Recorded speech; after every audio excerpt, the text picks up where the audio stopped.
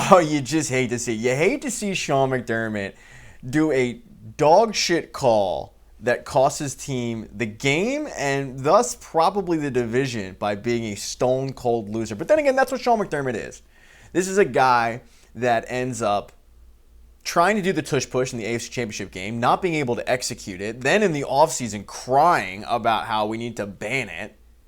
It's, player safety after all. Oh my God, the horror. And then, wouldn't you know it, he pulls it off in this game for the Bills' first touchdown. I just watched it. He just did it. Yeah, like 2 hours ago.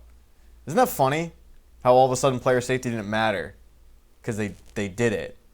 But then, in a game where the Bills end up coming from behind by 13 down, Bills defense has held the Eagles to 17 yards. He decides at home to go for 2. I wonder if in the offseason, Sean McDermott, the baby shit soft boy, will cry to the NFL that they need to take away coach's ability to go for 2 because of player safety. This player could have tripped, right? He could have tripped. He could have hurt himself. Player safety, after all. Cost team the win. Division. Don't look in the mirror, Sean McDermott. No. LaSalle should renounce you. They should renounce your rights. Now on to the actual game, the Eagles, because as you know, if you followed this channel, my hatred for Sean McDermott is very strong, and it's dated back since he was a member of the Eagles coaching staff. But a lot of good in this game, a lot of bad. I want to shout out the defense for the good. Obviously, like many games this year, when you look at the Eagles' wins, the Eagles were carried by their defense. Their defense came up huge. I mean, Jalen Carter looked exactly like we expected Jalen Carter to look this season. He looked dominant. And his biggest play of the game came on that blocked extra point, which forced the Bills to really have to make a decision whether to go for 1 and tie the game or go for 2. And that is the crucial point of this game. But then you've also got plays like Marcus Epps, second goal, third and goal, making key stops. Who had Marcus Epps making key stops on second and third and goal? And then it lined up to a 4th and goal where Zach Baum was able to get the stop on Josh Allen and keeping him out of the end zone. I have to give credit to Cooper DeJean because I don't know. He's not going to get credit for this. But because the play didn't stand, the runner's forearm was down. But on that possible fumble, in the moment we all thought it was a fumble, but on that possible fumble, to have the presence of mind to not just dive for the football, but to recognize that there is an off-balance offensive lineman and just to push him over and then go for the football was genius. You don't see that. That was incredible by him in a play that won't even get on the stat sheet because it didn't end up counting. But I wanted to shout that out. Should the Eagles have had more than 13 points? Yeah. I mean, how the A.J. Brown non-pass interference call was a non-call, I will never understand. I mean, his arm was literally being held. But then again, I thought that the refs did a pretty decent job in this game. What it came down to was the Eagles ended up winning the turnover battle. Again, the Eagles offense, even with their struggles, do not turn the ball over. And the Bills had that costly fumble, which led to the Eagles' only score. I did think the Eagles' offense looked better in this one. I know that's crazy to say, but what I mean is, in the first half, I didn't feel like their offense has been looking as predictable as it was in the middle of the season. I don't know if they, and I'm assuming they do, they have somebody in the building at this point, whether it be evaluating or consulting or whatever, but they mixed in a lot of under center and mixed in a lot of shotgun. Saquon had some good runs, but after a while, they ended up falling apart, and that falling apart was the second half, and that's really where the bad comes in, because to have 17 yards of offense in the second half on the road is not a recipe for success. And the amazing thing is, though, you can take two sides of this. You can go, you're never winning like that, which they just did, and I understand the frustration at that because that's pathetic, and trust me, it cost me money. But the other way to think of this is, what are the odds they're going to have another game this season where you only have 17 yards of total offense in a half of football? Probably slim and none. This goes back to after the Green Bay game last year in the playoffs. And fans were like, if you play like that again, you're not going to the Super Bowl. And I was like, okay, but what are the odds that they have a game where Saquon, where Devontae Smith, where A.J. Brown, and when Jalen Hurts are all held out of the end zone? Slim and none. And then we saw what happened in the Rams game, and then the Commanders game, and then the Super Bowl. The only problem that I really have with this game, other than the putrid offense that I saw, and there were a couple play calls there late that I didn't really like. They got in field goal range at one point. You know, the crucial part of this game came at the end of the first half when they had a chance to put this game away, and they had to settle for a field goal. And I didn't like the play calling up until that point. They were running the ball. They weren't going for it. I didn't like the time management of the timeouts at all. I just thought that the coaching staff fumbled that, pardon the pun. But that would have been huge. To go up 17-0 at the half would have really put the Bills behind, even though the Bills were getting the ball. But with the way that your defense was playing, that would have made me feel a lot more comfortable than 13-0. But again, the defense came up big. I mean, Vic Fangio is the MVP of this game.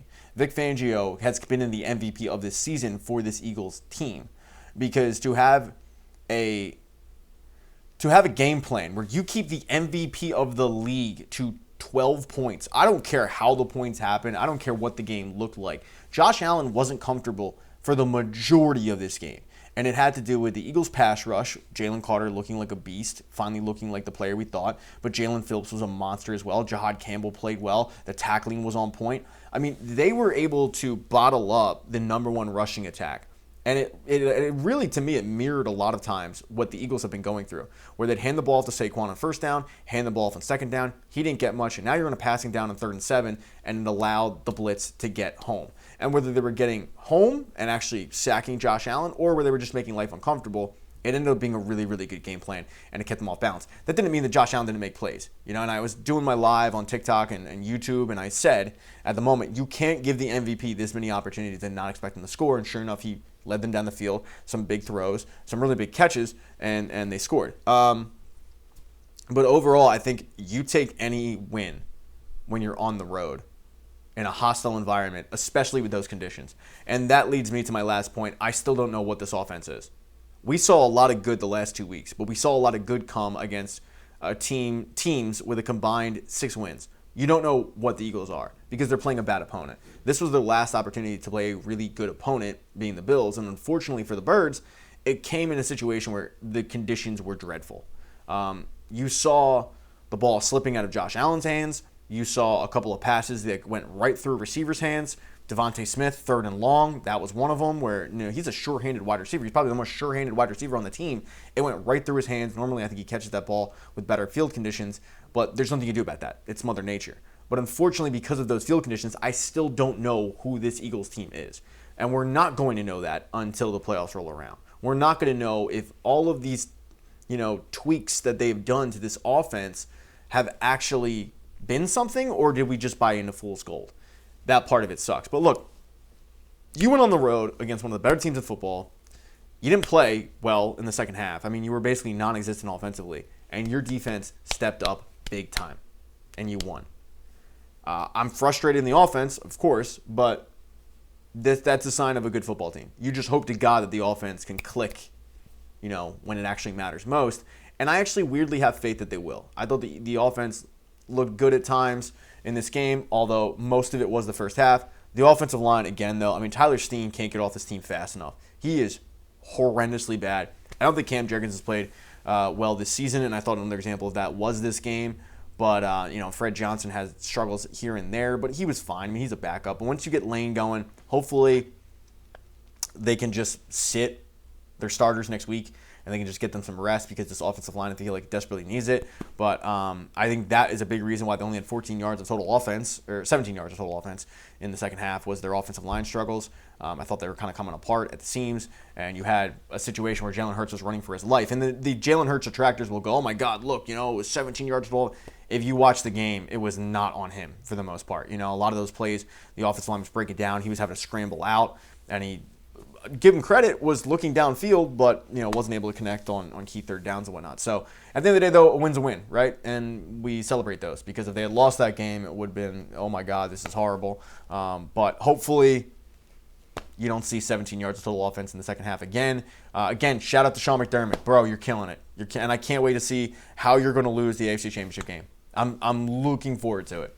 And then you whining about what rules need to change to benefit you and your shitty coaching. All right, anyway, hey, go Birds. Joining me now is the deputy editor of PHLYvoice.com, also the co-founder of Inside the Birds with Adam Kaplan, my old coworker. I'm gonna do something that one of our old coworkers used to do. congratulations on appearing on my channel, Geoff Mosher. It's an honor. It's an honor. Yeah. Thank you for inviting me. How could it not be? We're going to talk about the Eagles. Obviously, that's your bread and butter. Yeah, but can I interrupt you really just to tell you you're factually wrong about something that we discussed before? No way. Yeah, it's not the same guy. Oh no, you know who I'm thinking of? Evan Mosky. But he also has a beard. He also has a beard. All right, so before we started, Moshe, you said that you were the deputy editor of PHLYvoice.com. Correct. And I said, okay, well then, who's the other one? And you said Evan Macy. And I was convinced that he was Kobe's point guard at Lower Merion. Now I'm realizing it's like Evan Motsky, but he's also a Philly journalist, sports. Okay, all right. Pat Egan doesn't know ball apparently, because I was really arrogant and cocky about that. But, you were, and no disrespect to Evan, I love the guy, but I mean, I think if you looked at him, 5'9", 5'8", maybe, it just does not fit the profile of played basketball next to Kobe Bryant. Neither do I, by the way. Look, but in fairness, the guy who actually did, who I'm talking about, also does not fit the profile. But okay. Well, either way, look, I don't know ball and I don't know football either. That's why I got you on. What the hell's the problem with the Eagles? How long this is a long. This is not going to be a long show, right? I would just say this. I think a lot of it boils down to offensive line. It's just not as impactful as it once was. They don't blow people off the ball. Still pretty good in pass protection, but they don't open the same lanes. Obviously, Cam Jurgens and Landon Dickerson have been not the same guys coming back from surgery. I don't think Jordan Mailata's had his best year, and that might be a residual effect of the center and the left guard not being great. Lane Johnson's been out for 10 games, or no, he's played 10 games. I'm sorry, been out for quite a bit, and I think Tyler Steen is still just adjusting to the position, especially when they use the silent count. He has to look back and all that. So that's my roundabout way of saying, like, for as long as we've known the Eagles over the last few years, they've always been a great running team, and especially last year with Saquon. And when they don't have that, it forces them to be much more one-dimensional. And when they're one-dimensional, they're a lot easier to stop. That's why last year was almost I don't want to say a miracle year, but you had this beautiful running game that in the fourth quarter, especially second half, would just come alive and take over, and a great defense. And now this year you don't have that, and I think that's the trickle down effect as it impacts the whole offense. Yeah, I brought that up before too, basically saying this offensive line hasn't been healthy all year, even dating back to week 1, because Landon Dickerson's coming off surgery, whereas last year they were not only healthy, but playing at a high level. I mean, they had one starter from opening week that didn't make it to the Super Bowl. Right. So I 100% hear you on that front. A lot of people in Philly are really tired of Kevin Petula. I don't expect him to get any. I didn't expect him to get any Christmas cards. What have you thought of Petula's offense? I mean, I can't sit here and say he's done a great job. I think they've gotten so accustomed to winning a certain way that for the entire staff, for Kevin, for Nick Sirianni, Stoutland, that it's like if you took their right hand and tied it behind their back and then asked them to do their everyday activities. They've struggled with this adjustment. One thing that concerns me, outside the offensive line is the issue, but I don't think that's a great excuse. They're not a terrible offensive line. There are a lot of teams out there, like the Chargers, for example, who've lost both of their offensive tackles, one of their center. I think they were, when the Eagles played them, they were on like 4 backups on their offensive line. They still won the game. They still have scored points through the air. So it's not an excuse. It's just why the Eagles aren't doing well. They're so used to it. I think that in the beginning, in the OTAs and training camp, you heard guys like Jalen Hurts, even some of the offensive linemen, the coaching, talk about the new iteration of the offense. They said that they learned their lessons from 2023 and that you can't be stale. You have to reinvent yourself. But I felt for the first 10 weeks of the season, the offense looked pretty much the same that it did. I didn't see a new iteration. It wasn't until maybe November that all of a sudden, even in that loss to the Chargers, Pat, where you would watch the tape and you say, hey, that's a really interesting pass concept that they've added, right? That's pretty cool. Like, they lost this game because of turnovers, but they're starting to do some things, and Jalen's making some really good throws that we just haven't seen out of them. And going jumbo with the extra offensive lineman, going under center, that's new. That all that stuff could have been done week 1 if they were truly serious about a new iteration of their offense, but they kind of waited until the offense was hitting rock bottom to incorporate these things. So I feel like they didn't follow their own advice. They were just paying lip service, I guess, when they said that there was going to be a new iteration of the offense. But now you've seen some of it, but I feel like even in the last 2 games, they've kind of went back to being the old Eagles offense with just a couple of those, under center or modern pass concepts sprinkled in. I actually liked what I saw against the Bills, crazy enough as it sounds, because they only had 17 yards of total offense. But I did think their offense looked a little bit different, and it has looked a little bit different the past couple of weeks. And it's hard to tell exactly who this Eagles team is because, you go up against Washington and Oakland, combined 6-win teams right there, and you beat them like a drum. And then every time you go up against a playoff team, I did the math the other day, but it was like they're averaging like 17.8 points. And that is including, by the way, like the Rams game where they scored 33. But for the most part, they struggle to put points on the board against playoff teams. Yeah. So how do you see them working in the playoffs with what you've seen all season? Yeah. By the way, that's Las Vegas, Pat. It's 2025. You said Oakland. Come on, man. Come on. Dude, I don't know. I don't know ball. What do you want from me? You know this. I'm not here for my ball knowledge. I actually only make fun of you because I call them. I've actually accidentally written Oakland before because I'm struggling still with that adaptation. Yeah, it's but weird. I would say this. I don't think this is like earth-shattering news or Jeff knows ball type of insidery stuff. But last year at this time, the way everything was clicking together and the defense was really coming together, I think we all felt it was either the Eagles or the Lions, and we never really got that matchup because the Lions lost to the Commanders. And I felt pretty strongly that if they had to play the Lions with all those injuries Lions had, the Eagles had a really good chance to win it. And if they did, I thought they'd have a good chance to win the Super Bowl, especially as the Chiefs were going through it and losing guys to injury. This year, because of the offensive deficiencies and because they've kind of won a couple of games on the skin of their teeth in the way that you can't do that week after week, it does make me feel that not only is the gap hasn't been bridged, but the Eagles may not be the team that you're looking at right now in the NFC saying that's the team to dethrone. I know the Rams lost to the Falcons Monday night. They turned the ball over a bunch of times, which is a little wonky. They don't really do that a whole lot. They're, to me, a more complete team. I think the Eagles can beat them. They already have, and they beat them every time they play them, but it gets closer and closer every single time. The Bears are a team. That's the only thing is that the Bears, the Seahawks, they're flawed like the Eagles too. The Niners have like completely shocked the heck out of me. I did not think that they would have a chance to be the 1 seed going into week 18, but they do, and that's pretty amazing. So any of these teams I think could beat the Eagles, Pat. I think the Eagles could beat them too. But whereas last year I'd be like, this team's not beating the Eagles. This year, you're like, this team could beat the Eagles.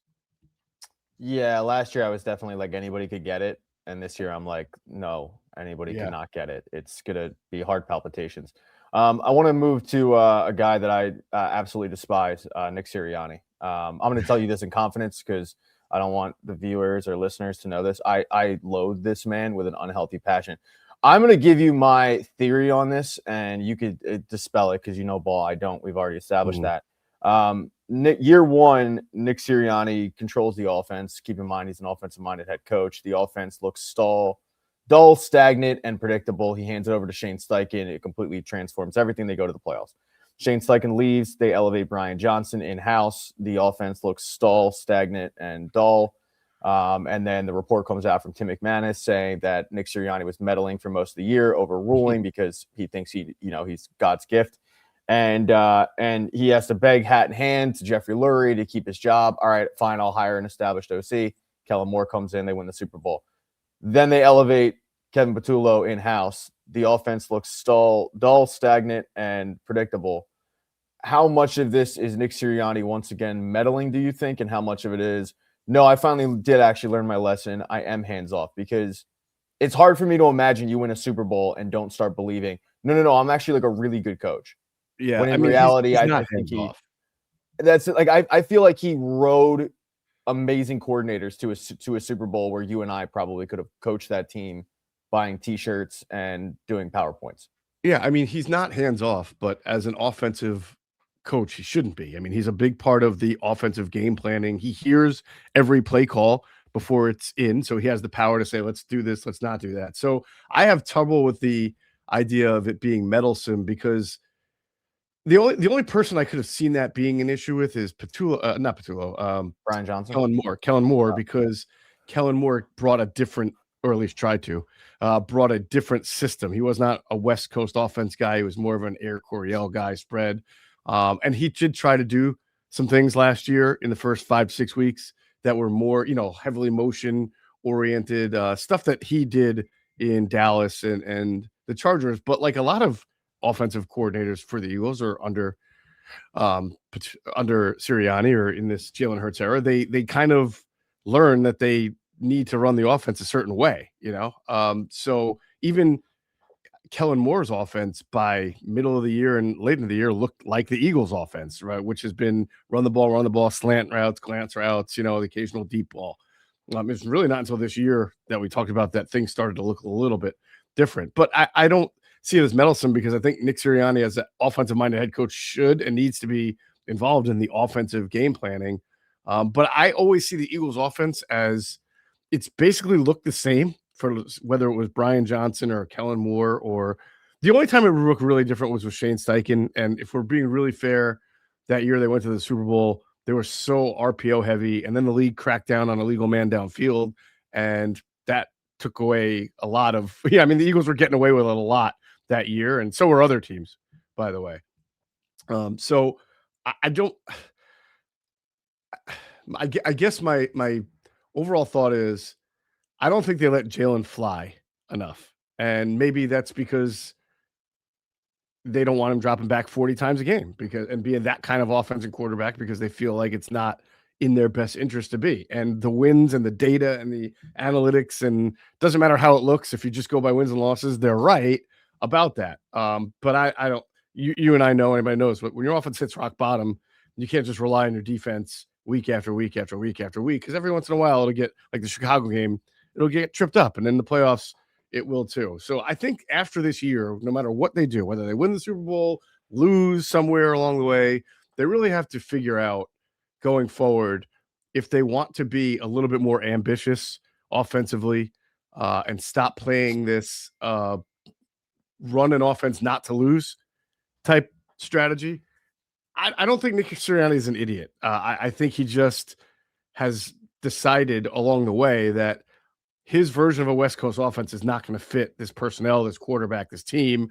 And so they've come up with an offense that they feel will be the best offense that they can run. But I think that they have to rethink a lot of that going forward.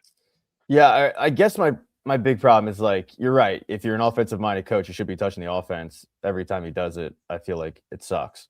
But that's just one man's opinion, and I'm probably never going to like the – it's weird. You're not wrong about if we're talking pass offense. The pass offense for 2 years now has been among the worst in the league. Fewest attempts, but also fewest yards. And, it doesn't change that Jalen has been a very accurate quarterback and generally has a very good passer rating because it's a conservative pass offense. So, but that's intentional, Pat. I honestly think if he had a more conventional pocket quarterback, the offense would look a lot different. But we don't know if it would be as successful. There are plays that Jalen Hurts makes that pocket quarterbacks cannot make. So I'm not trying to turn this into the offense is this way because they don't believe in Jalen Hurts conversation, because that's a little bit too extreme. But I do think the offense is this way because they feel that this is the way it capitalizes most on Jalen Hurts' strengths and limits his weaknesses. Is that the right way to do it? I don't know. I think like I said, sometimes you gotta, like, your year 5, year 6, you got to give a guy a little bit more. You're paying him that much, put a little bit more on his plate. But I also know that when you have one losing season, the owner gets really mad and fires people. So I kind of see it from both ways, right? Who hires and fires coaches more, after winning seasons and playoff seasons than the Eagles. Nobody. Like, it's amazing how often they fire coaches, even after seasons that they won more than lost or made the playoffs. So I somewhat get it, but at some point you've just got to believe in your process and expand it. Well, I mean, look, if you're going to die on a hill, it might as well be Press Taylor Hill. Right? It might as well be Press Taylor Hill. As well, right. All right. In fairness to Jeffrey Lurie. I looking at the offense, I guess my big problem with it, and that's been like the big point of contention is, this team seems like they are, and then I'm talking about watching the Hard Knocks and listening to post-game interviews. It's like, when does winning not matter? But style points do matter, and it just seems like they don't fully accept that there is an issue. And I'm talking like getting the play call. They're like last in the league and getting the line of scrimmage and hiking the ball. I'm sitting on my couch knowing it's 3rd and 13 and we're getting a delayed handoff up the middle to Saquon. It just seems like they don't recognize, because of the fact that they're winning and they don't realize they're getting bailed out by a defense, that I go like, guys, like what are you not seeing that everybody else is seeing that gives me concern for this team moving forward? Yeah, I mean, I agree, but I think there's cause and effect to that. I mean, I think that at the end of the day, if you're Nick Sirianni, right, and you lose this year in, say, the NFC divisional round, NFC championship game, because your offense doesn't really get the job done, and you look back on it, do you feel like a trip to the Super Bowl and a loss, followed by a playoff trip, followed by a one Super Bowl, followed by like a loss in the conference divisional round is a reason to dramatically shake things up? Or do you just say we were 1 or 2 plays or maybe a stronger offensive line again or a healthier from our process working? And I think that's the difficult balance they're struggling with. It's like, how much do they want to change from a formula that, even when it looks ugly, still produces wins at an 80% clip? I mean, nobody has won more than Nick Sirianni and the Eagles since he became the head coach. Nobody has a better road winning record. Nobody's beaten more playoff teams. So I sort of get it. Like, I understand, like, you may hate what I'm doing, but I'm winning 80% of the games I play. So I'm going to keep doing it. I'll just modify areas that I think are weak, but they're not going to make drastic wholesale. I can't imagine they will make drastic wholesale changes because of one playoff loss. I think they'll just try to strengthen what they're already good at, if that makes sense. No, it does. It makes sense. I don't like it, but it makes sense. But then again, I don't like it because I'm a Nick Sirianni, like I'm the poster boy for the Nick Sirianni hater club. Yeah. As I said, it's weird because he wins a ton, and I loathe the man with an unhealthy passion. But I appreciate your insight. Who's been the biggest surprise in a good way, and who's been the biggest disappointment on this team?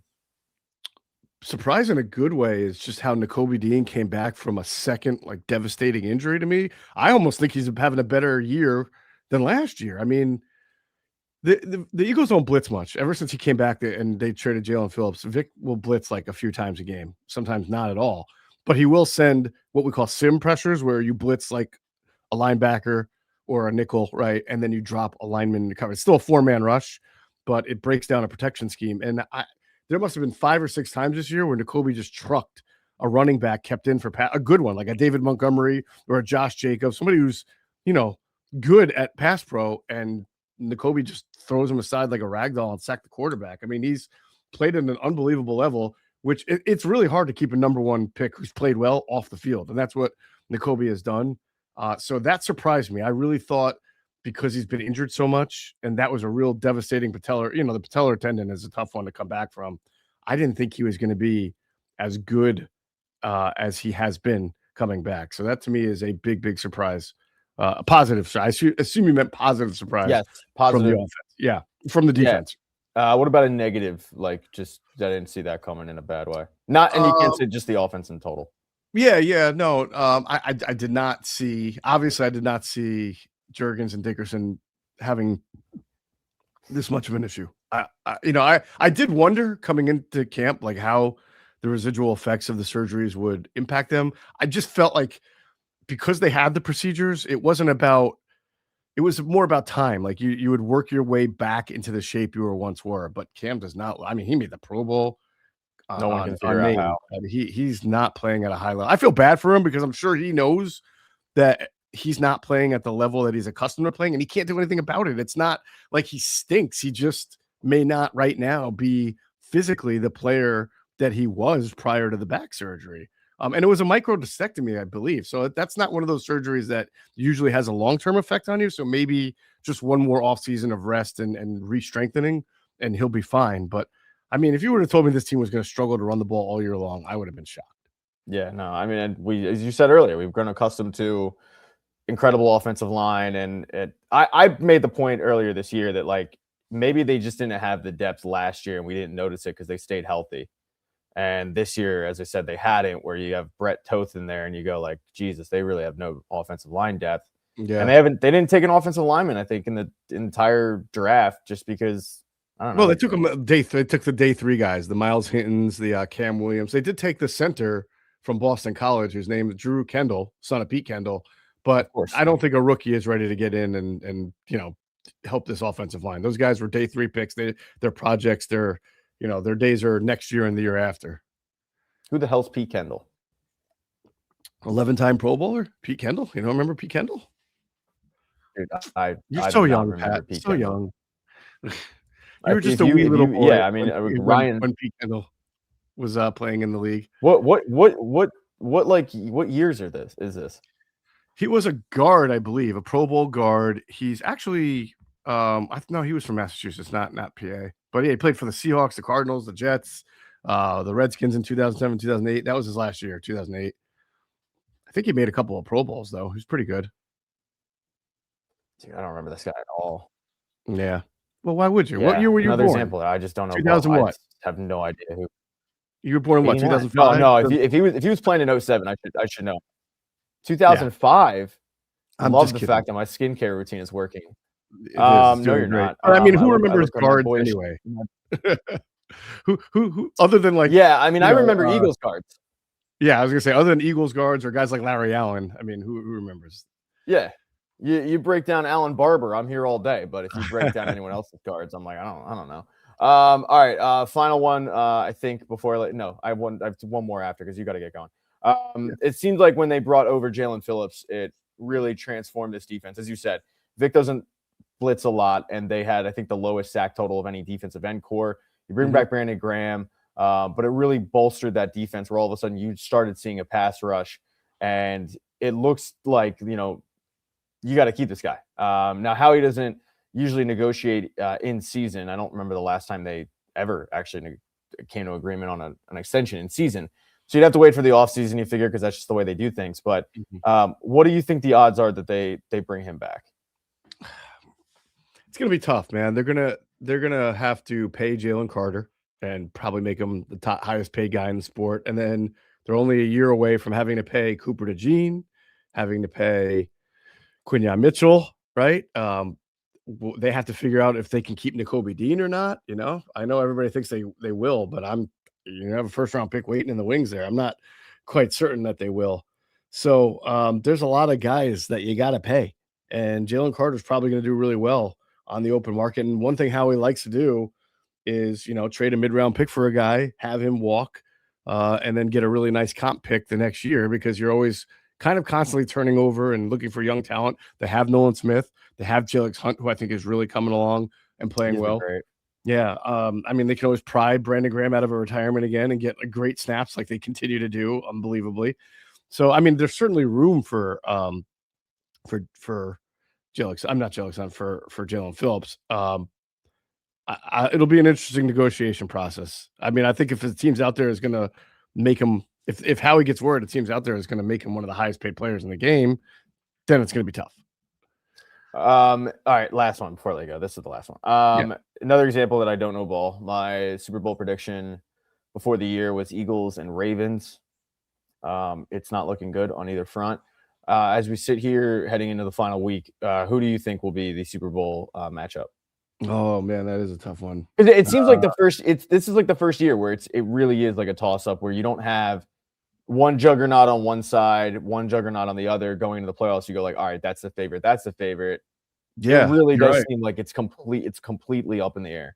I mean, I feel like Lamar and the Ravens are kicking themselves because, you finally got Mahomes out of the playoffs. And, same thing with the Bills. The Bills are a good team, but I mean, they have zero playmakers, right? I mean, you're throwing the ball to Terrell Shavers and Brandon Cooks. Your best player is your tight end, and he was out for that game. So this feels like that year where a guy like Knicks, or a guy like Drake May, even, sort of like Carson Wentz when he got to the Super Bowl in year 2. It feels like that kind of a year. But I guess if you put a gun to my head, made me pick, I would pick the Broncos and the Rams. Okay.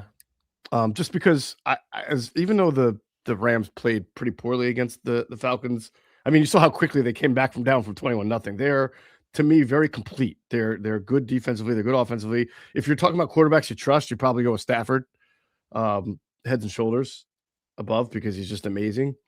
And I just think that Broncos team has played great all year long. They're more of a defensive team than an offensive team, but they do enough to get by, even more so than the Eagles. They do enough to get by offensively and put it all on their defense. I tell you, I think if the Texans had any semblance of an offense, they'd be great, because their defense might be the best in the NFL, but you can't trust them to win the AFC. I know, and I'm such a big D'Amico Ryans fan too. Like, I love that dude. Great. He's been awesome. Yeah. I wanted him so bad on the Birds when he was on the Texans, and then he came over and I was doing backflips and then everything you hear about him, he's like a great guy and stuff. Mufasa's the man. Yeah. Yeah. All right. Moshe, I don't really have anything else to talk to you about. I don't know. What else you got going on? I don't know. You want to talk sports radio or something? No, I'm just kidding. 610-632. Yeah, we had some fun days. Those are some days, man. Yeah. Sure you were disappointed when the time came and you were like, I don't get to work with Pat anymore. This is sad. I cried. I went home and I cried, and my wife asked me if I needed therapy, and I said yes. And that was really independent of you, but you put on Tracy Chapman's Fast Car, and you just sat in the corner and you were like, shit. Yeah. But I'm better now. I'm better now. Man, trying to explain to people, like, doing sports radio on the weekends, how difficult it is. Like, people, they don't want to hear it, which I understand, but I'm like, no, you don't. You have no one to talk to. No one's listening, and you know it. And you're just, by the way, and doing it for 5 hours during the time when the Phillies were not yet Bryce Harpered, right? Phillies were awful. Sixers were in the process. Eagles were okay, but now it was like Chip Kelly era, and then the Flyers were just the Flyers. So it was not. It was bad. It was rough. I literally was telling somebody yesterday how I get seasonal depression in like May, June. When both, the winter teams are eliminated, because you enter that period of only the Phillies are playing, and they couldn't grasp it. And I'm like, you don't get it. Like, for years it was, oh my God, we have nothing to talk about. But Eagles OTAs that we would get, gotta talk OTAs. Let's go. Yeah. And then and so I literally legitimately, like, every May-ish, I'm like depressed, because I'm just preconditioned now to be depressed. So agreed. All right, man. Well, look, you do fantastic work with Inside the Birds with our buddy Adam Kaplan, who I love and adore. Thank you. Guy always. I think the last time I saw you guys was the Super Bowl. Probably. Yeah. The one they lost, not the one that they won. Right. Yeah, but I'm sure hopefully you guys will be back doing that live from Radio Row. You'd hope, if all things go according to plan, I guess. I don't know, Paul. We've already established that a billion times. I don't know how to wrap up an interview, Mosher. Where can people reach you? Inside the Birds podcast, Inside the Birds on YouTube, anywhere you get podcasts. Of course, phillyvoice.com. I'm not just an editor. I write all the time as well. So, yeah, any of those areas. We have so many shows on Inside the Birds, by the way. It's not just me and Adam. We have a show with Derek Gunn and Ray Didinger. We have a show with an analytics expert, Sam Finkel. We have Greg Cosell, who does 2 tape breakdown shows a week for us, offense and defense, called Inside the Tape. So we the depth and breadth of Inside the Birds is unmatched, I would say. Any place that has Derek Gunn has my full undivided attention. D-Gun's the man. You're an added bonus, but I mean, hey, as you said, I'll take it. Yeah, you get it. You get it. Good for the company. It's good for me, right? So, all right, Moshe, I appreciate it, man. Thanks so much. All right, brother. Take care. So, you know how last week I was on here and I was like, that's the season finale of Hard Knocks. And then I proceeded to just shit all over the show for like 7.5 minutes and kind of wonder, why do I even sit there and bother watching 15 minutes? I was wrong. And then I proceeded to watch 50 more minutes today because for whatever reason in my head, I thought Hard Knocks was 4 episodes. And even in the offseason, even in the original iteration of Hard Knocks training camp, it was always 5 episodes. But I guess that's what happens when you record these things at like 2 a.m. on little sleep. You just construct in your brain that no, it's only 4 episodes. So the last episode, not the last episode, I'm sorry, the most recent episode of Hard Knocks just aired. I proceeded to watch it. And as is customary with this show, and it's something that I brought up in my previous video, episodes 4 recap, is the writers go in, and there are, it seems like writers at least, but they go in with an idea of what story they want to tell. So for this episode, it was, okay, let's get into Reed Blankenship and Cooper DeJean and their relationship together, being the exciting whites. They don't come right out and say it, but Hard Knocks obviously wants to showcase, oh, hey, by the way, these are two guys that are playing a position that customarily you don't really see white dudes thrive at, and they're thriving. One of the problems that I had with the episode when I thought that it was the season finale in episode 4 was, they really haven't focused on Jackson Dart. Obviously, in this episode, they focused on Jackson Dart. I did kind of find it funny that they focused so much on Cooper DeJean in this episode, and they failed to mention that Cooper DeJean was taken with a pick the Eagles acquired from the Washington Commanders. I will never not find that amusing. But they picked a good week to really shine a light on Cooper DeJean because he played incredible in that Buffalo game. But as is normal with these episodes, I kind of come away and I go like, okay, but did you tell the entire tale of the game? And they didn't. I mean, per usual, they didn't. And that's one of the gripes that I have with this entire season and the franchise as a whole. But in this certain situation, it just seems like they show a couple highlights, they show a couple of off the field things in terms of, the sideline, and all right, keep plugging away, and then you get Liev Schreiber. And plugging away they did. And then, proceeds to go with another highlight. I thought that they really could have showcased more how dominant of a force Jalen Carter was, but I think they did a really good job of focusing on just the defense as a whole. They just happened to focus on Cooper DeJean and Reed Blankenship, but as a whole, that defense and that effort was tremendous.